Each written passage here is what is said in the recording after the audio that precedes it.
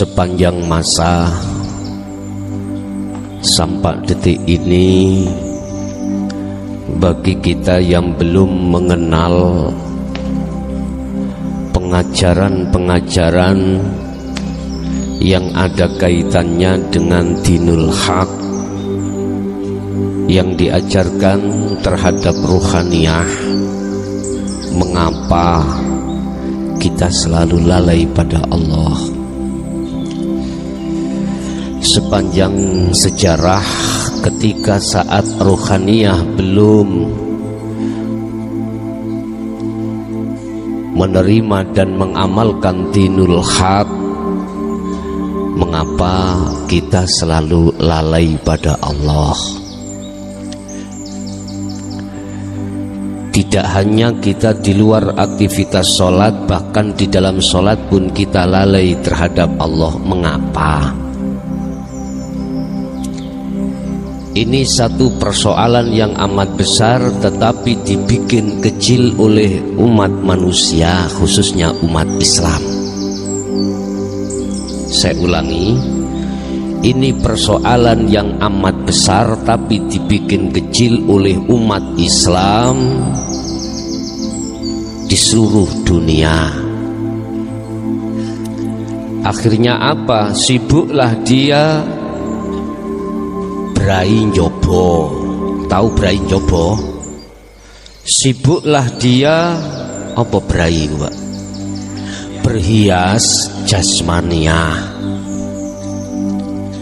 Kelambenan gak jubahan gak gelem. Kemana kemari gak kopian ra gelem. Yang perempuan juga begitu. Kemana kemari kalau kalungannya diketokno ning jeruk jobone kelambi. Tangan apa namanya, gelang ya, mulai teko telapaan songko dumugi sikut. Tidak terima tangan, kaki apa Pak? Pinggel ya, pinggel digedek nih, masih kurang irung dibolongi. Berhias secara syariah silakan, tapi jangan sampai membekas di hatimu. Hatimu tidak bisa terbekasi dengan hiasan dohiriyah, manakala ruhaniyahmu juga kau hiasi. Itu prinsip dan tidak bisa dibantah. Siapapun diri Anda, kalau ruhaniyahmu belum berhias pada Allah, pasti terkontaminasi dengan hiasan jasmania. Itu pasti. Akhirnya yang timbul dalam hati kita riya, takabur, hasud, begitu seterusnya. Bapak Ibu, gegara ruhaniyah yang belum berhias pada Allah inilah yang menjadikan Anda selalu lalai pada Allah. Saya ulangi, gegara ruhaniyahmu tidak berhias pada Allah inilah yang menjadikan lalaimu terhadap Allah. Apa hiasannya ruhaniyah? Bapak Ibu, kalau kita kembali kepada surah Al-Baqarah ayat 208, gegara jasmanimu yang berhias lewat syariat inilah, sementara ruhaniyahmu belum muslim, jasmaniahmu sudah muslim, ruhaniyahmu belum muslim. Gegara inilah akhirnya kau tetap lalai pada Allah. Makanya kita ditegur oleh Allah di dalam surah Al-Baqarah ayat 208. Kalau kau Islam itu ojo jasmani ini saja. Kau beragama Islam harus ruhaniyah juga. Masuklah kau, hei manusia, yang manusia itu dari jasmani dan rohani, di dalam agama Islam dengan sempurna. Iki gak bisa dibantah.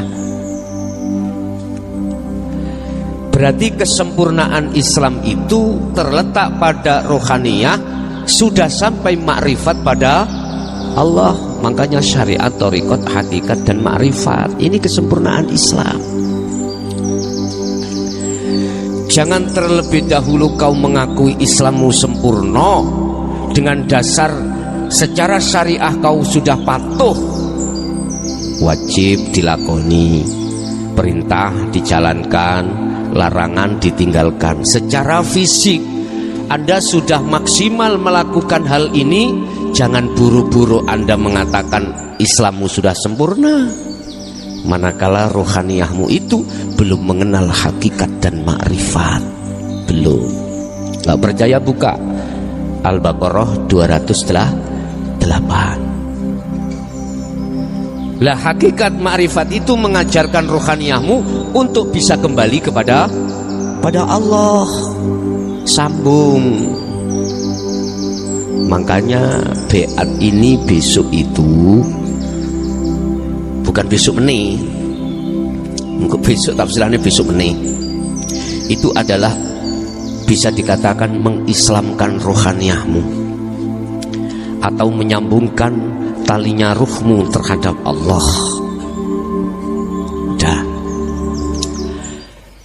Malam hari ini aku akan kasih judul, lepaskanlah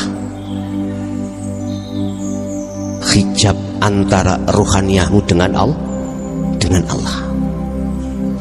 Sebab dikarenakan karena hijab inilah Bapak Ibu menjadikan rohaniyahmu itu tidak bisa makrifat, tidak bisa melihat Allah.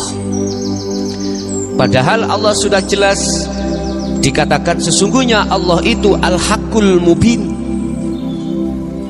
Nyatanya itu benar, mutlak. Sebab tatkala tidak ada Allah, tidak ada hidup, semua ini gak tampak. Yang tadinya kita melihat degan, melihat gelas, melihat meja, ini semua karena nyatanya hidup. Lantas mengapa hidup kita tenggelamkan yang kita nyatakan selain hidup? Ini anehnya. Bapak Ibu hadirin jamaah rahimakumullah.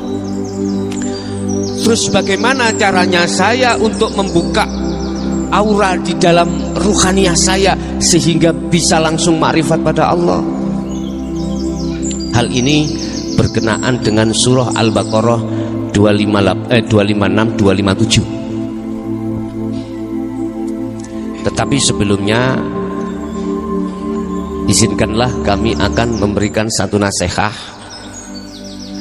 terkait satu organisasi atau kumpulan apapun yang mengatasnamakan membuka membuka aura bisa bertemu Allah dengan bim salabim. Mohon maaf.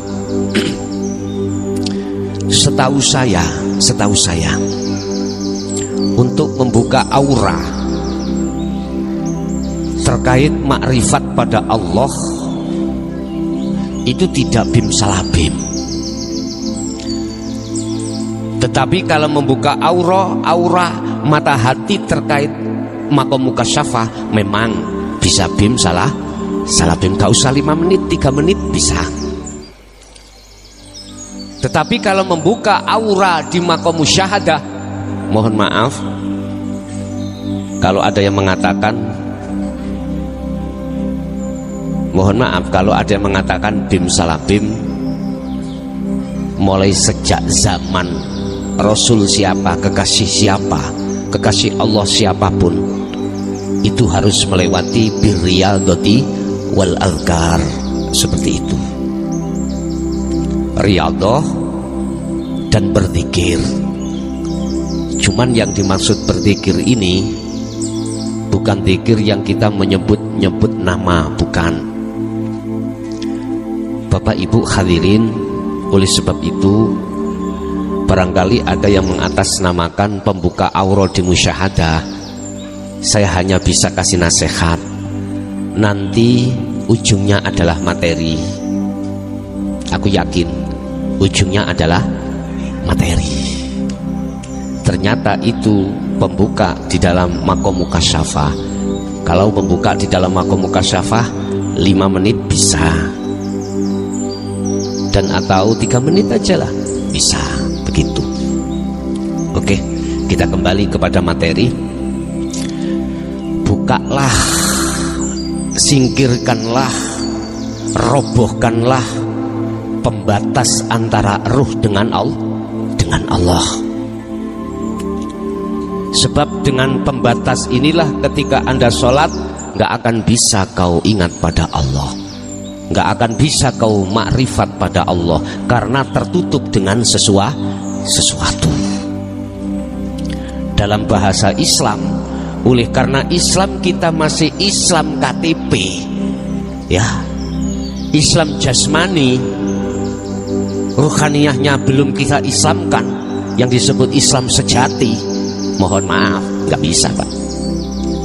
Kecuali Islam Anda sudah Islamnya itu sempurna sampai makrifat, maka aku yakin itu akan bisa basiroh Anda makrifat pada Allah. Pun dibuka di dalam surah Al-Baqarah 256 dulu, bagi pemula khususnya. La ikraha fiddin qad tabayyana rusdu minal ghayy. Tidak ada paksaan. Ajaran dinul haq ini harus diikuti, ndak. Jadi kami tidak memaksa umat manusia, khususnya umat Islam, supaya ruhnya itu muslim, supaya ruhnya itu Islamnya Islam sejati, ndak. Supaya ruhnya itu mengenal Allah, tidak. Ini ajaran tidak ada paksaan bagi Anda semuanya. Ajaran yang mana? Qad tabayyana rusdu minal ghayy.